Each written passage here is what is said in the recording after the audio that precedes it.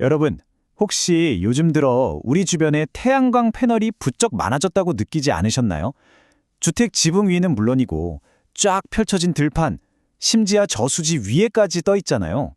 오늘 이 시간에는 바로 이 태양광 에너지의 폭발적인 성장, 그리고 그 뒤에 숨어 있는 아주 치열한 산업 패권 경쟁에 대해 한번 깊숙이 파헤쳐 보겠습니다. 아니, 왜 이렇게 갑자기 태양광이 우리 삶 곳곳에 확 들어온 걸까요? 그냥 친환경적이니까 라는 이유만으로는 이 엄청난 속도를 다 설명하기엔 뭔가 부족하죠. 사실 여기에는 어마어마한 경제적 그리고 지정학적인 변화가 숨어 있습니다. 네, 지금 전 세계는 말 그대로 클린 에너지 골드러시 시대를 맞이하고 있습니다. 기후변화에 대응하고 에너지 안보도 지키고 또 새로운 경제적 기회까지 잡기 위해서죠. 정말 예전 서부 개척 시대에 금광을 찾아 너도 나도 떠났던 것처럼 각국 정부와 기업들이 이 재생에너지라는 새로운 기회의 땅으로 뛰어들고 있는 겁니다. 자, 본격적으로 들어가기 전에 용어 하나만 딱 짚고 넘어갈게요. 법적으로 보면 이 청정에너지는 크게 두 가지로 나뉘어요. 기존의 화석연료를 좀 깨끗하게 변환해서 쓰는 신에너지가 있고요. 태양이나 바람처럼 아예 자연에서 얻는 재생에너지가 있습니다.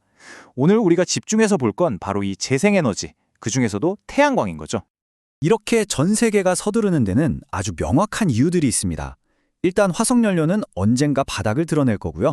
국제적인 환경 규제는 갈수록 빡빡해지고 있죠. 또 특정 국가의 에너지를 의존하는 게 얼마나 위험한지도 다들 깨달았고요. 그리고 무엇보다 중요한 건 이 분야 자체가 엄청난 시장과 일자리를 만들어낼 미래 먹거리라는 점입니다. 그런데 이 수많은 재생에너지 중에서도 단연 압도적인 주인공이 있습니다. 바로 태양광인데요. 지난 10년간 기술이 정말 눈부시게 발전하고 또 생산량이 늘면서 규모의 경제가 실현됐거든요. 덕분에 이제 태양광은 역사상 가장 저렴한 에너지원이라는 타이틀까지 거머쥐게 됐습니다. 이 숫자 한번 보세요. 144기가와트. 감이 잘 안 오시죠?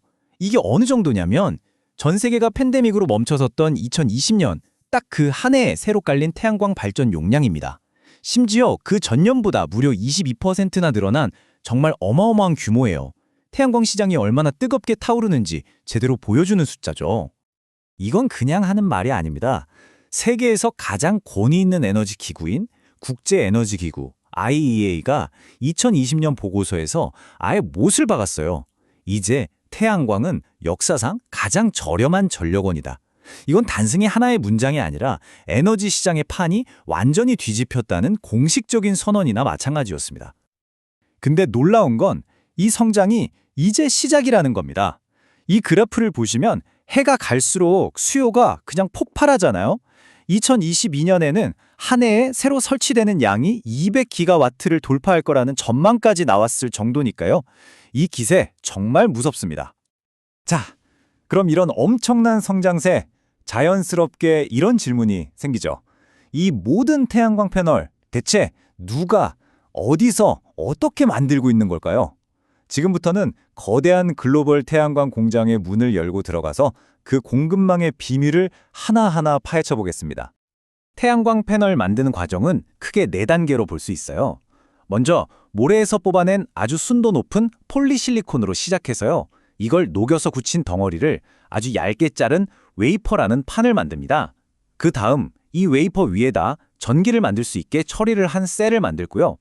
마지막으로 이 셀들을 착착 모아서 우리가 흔히 보는 모듈, 즉 태양광 패널을 완성하는 거죠. 자, 여기서부터가 정말 흥미로워집니다. 바로 첫 번째 단계, 이 원재료인 폴리실리콘 생산인데요. 이 차트 좀 보세요. 2021년 기준으로 전 세계 생산량의 72%를 중국이 만들고 있습니다. 모든 태양광 패널의 출발점부터 한 나라가 압도적인 영향력을 갖고 있는 거죠. 다음 단계인 웨이퍼로 가면요. 상황이 이건 정말 극적입니다.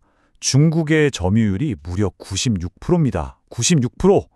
이건 사실상 전 세계에 깔리는 거의 모든 태양광 패널의 허리 부분이 한 국가의 손에 달려있다는 뜻이거든요. 이 숫자가 가진 의미 결코 가볍게 볼 수 없습니다. 그리고 이런 지배력은 마지막 단계, 바로 최종 제품인 모듈까지 쭉 이어집니다. 83%를 차지하면서 시장을 완전히 장악하고 있죠. 결국 모래에서부터 완성된 패널까지 이 글로벌 태양광 공급망 전체가 특정 국가에 아주 심하게 의존하고 있는 구조라는 게 명확하게 드러나는 대목입니다. 이렇게 공급망의 한쪽으로 쏠리다 보니까 당연히 지정학적인 경쟁이 불붙을 수밖에 없겠죠. 미래 에너지의 주도권을 뺏기지 않기 위해서 이제 세계 각국은 저마다의 전략을 들고 이 치열한 태양광 패권 경쟁에 본격적으로 뛰어들고 있습니다. 이 경쟁의 한가운데에는 단연 중국과 미국이 있습니다. 중국은 정부의 막대한 보조금과 거대한 내수 시장을 등에 업고 산업을 키워왔어요. 여기에 맞서서 미국은 투자하는 만큼 세금을 깎아주는 인센티브나 2조 달러 규모의 엄청난 투자 계획, 그리고 캘리포니아처럼 아예 주택에 태양광 설치를 의무화하는 강력한 정책으로 맞불을 넣고 있죠. 서로 완전히 다른 방식으로 미래 시장을 선점하려고 하는 겁니다. 물론 미국과 중국만 움직이는 건 아닙니다. 유럽연합은 그린딜이라고 해서 1조 유로를 쏟아붓고 탄소 국경세라는 강력한 무역 장벽까지 만들고 있고요. 일본은 이제 보조금 주는 방식에서 벗어나서 시장 경쟁을 유도하는 쪽으로 방향을 틀고 있습니다. 인도는 국가적인 목표를 세우고 무섭게 따라오고 있고요. 전 세계 주요국 모두가 생존을 위해 각자의 전력을 짜고 있는 거죠. 자, 그럼 이렇게 거대한 스케일의 글로벌 경쟁, 이게 우리 개개인의 삶이랑 도대체 무슨 상관이 있을까요? 그냥 남의 나라 얘기 아닌가 하실 수도 있지만 천만에요. 이 모든 변화가 앞으로 우리가 내게 될 전기요금, 우리가 선택할 수 있는 에너지의 종류까지 우리 삶에 아주 직접적인 영향을 주게 됩니다.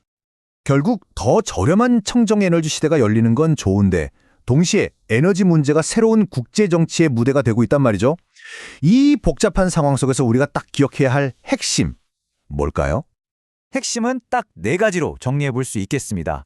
첫째, 경쟁 덕분에 우리는 더 싸고 깨끗한 에너지를 쓸 수 있게 됐다는 점. 이건 좋은 소식이죠. 둘째, 이제 우리 집 지붕 위의 패널은 단순한 제품이 아니라 지정학적 전략의 일부라는 것. 셋째, 지금의 공급망을 한쪽에 너무 쏠려 있어서 굉장히 취약한 구조라는 사실. 그리고 마지막으로 바로 정부의 정책이 앞으로 우리가 낼 전기요금과 우리의 선택지를 결정하게 될 거라는 점입니다. 태양은 우리 모두에게 공평하게 내리쬐는 공짜 에너지원이 맞습니다.